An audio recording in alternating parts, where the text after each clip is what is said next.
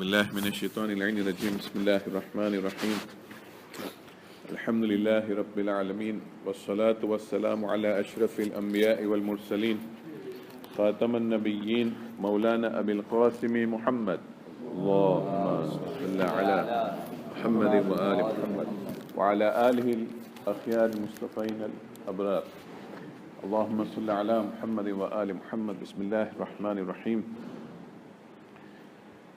كل نفس ذائقة الموت. My brothers, Assalamu alaikum wa rahmatullahi wa barakatuh. As a revision, yesterday we discussed about what are our duties towards a dying person. When a person is in front of you dying, the most important thing, what is wajib, is face him towards Qibla, and that is compulsory. Number two, we said that if somebody has a painful death, take him to where he is reciting his salah regularly. Number three, we said there is a dua that we recite, inshallah we shall try and recite this in our salah, in qunut, so that it becomes very easy for us to remember. We also say recite as much Qur'an as possible, especially Surah Yasin, Surah Safat 36, 37, Surah Ahzab, Surah number 33, Ayah number 54, Surah Araf, Ayatul Kursi, and the last three ayat of Surah Baqarah. These things you can memorize. It's very easy. If you can keep on reciting on a daily basis or regularly, then it will help us. When somebody is dying, we recite next to him. And of course, it is very important that we recite the Shahadatain towards the dying person and the tenets of Islam and the names of the A'imma, so that he remembers as a revision when he goes to his grave. These are important things, and if possible we keep, not possible, in fact it's recommended to keep Dua Adila next to him.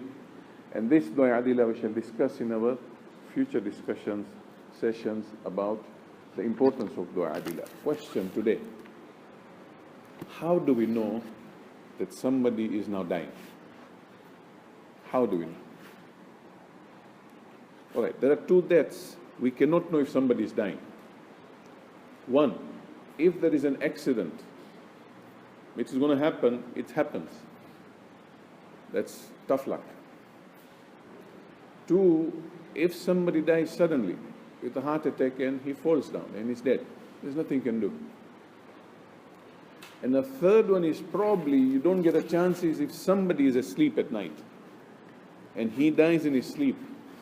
Now, to die in your sleep doesn't mean that you don't wake up. Each and every one of us, we say from the Qur'an, kullu nafsin dha'iqatul maut. He is definitely going to taste death. He's not going to taste death in his sleep, that he slept and that sleep continues until he wakes up in the grave. It's not like that. But there are a lot of indications that somebody who is dying even at night in his sleep, the one next to him, the partner or the one near him, will definitely get an indication. He may wake up and call somebody, or there are some movements that are going to attract you or draw your attention towards that person. But the question still remains: how do we know somebody is dying? That question will always remain. That one is very difficult to know, but there are certain signs in front of you that makes you, think that there is something amiss here. There is something not normal. How this person is behaving, it is not normal. For example, somebody goes into coma. Coma doesn't mean that the person dies. Science says most of them get out of coma. But there are a number of them who will not come back. When a person is in coma, his sense of lifting, his sense of movement are all dead. He doesn't have the strength. It's not that he's brain dead, his brain is at the lowest performance level. Two, his breathing is normal. When somebody is in coma, his breathing is fine. At times his breathing goes down, they put a ventilator. So it's very important that we should know when he's in coma, there are chances he's not going to come back. If you hit him, you try and wake him up, he'll not wake up. It's not like sleep. Let's not confuse it. Sleep is a normal sleep, he'll come out. Coma is much, much more serious. He may not come back. But there is one thing medical science say, when somebody is in coma, he hears you. That is why they say when somebody is in coma, go to him, recite some things, recite or read the book to him. In the West they say play some music, because they know this person is going to feel it. And we normally put marshas, nawhas. I remember Mustafa is here, his father marhum, may Allah subhanahu wa ta'ala grant him Jannah. He was telling us that when he was in India, he passed away in India, they used to give Zati Ashura next to him. When he was in coma, he used to cry. I remember my uncle who went into coma in the UK, he stayed in coma for 29 days or 30 days. He never came back. But during that time, whenever you keep any dua, like say dua Komel we used to keep, or any ziyarat, we could see tears rolling down his cheek. So the person is actually alive. The person has the senses of understanding and hearing. It's not only that it is a sleep, no. So at that particular moment, you have an indication this person may not come back. This is the time, keep dua adila, keep on reciting the shahadatain, keep on reciting the names of the ai keep on reminding him of his duties towards Munkar Nakir, that they are going to ask you this question, what answers you are going to give him. Inshallah, we shall discuss what questions are going to come and how the questions are going to come. It is very important you keep on reciting that. If he wakes up, alhamdulillah, then he is back on this earth. But if he doesn't wake up, at least he goes to his Lord with a lot of gifts that you have given him when he is dying.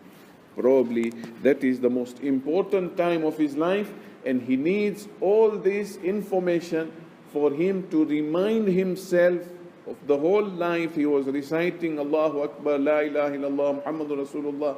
All this, Aliyum Waliullah, will help him when he goes into his grave. So that is one sign. Sign number two, you may see somebody who is sick, probably is fine, okay. It's not that he is terminally ill or you don't see him to be very serious, but suddenly you see his speech, he loses.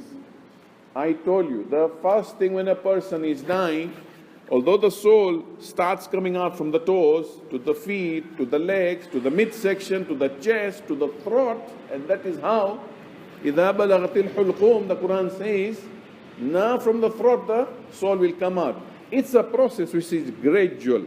It is not something, fap. No, that is why there is Sakratul Maut. Sakratul Maut is not something in a fraction of a second. No, he knows it, Sakratul Maut.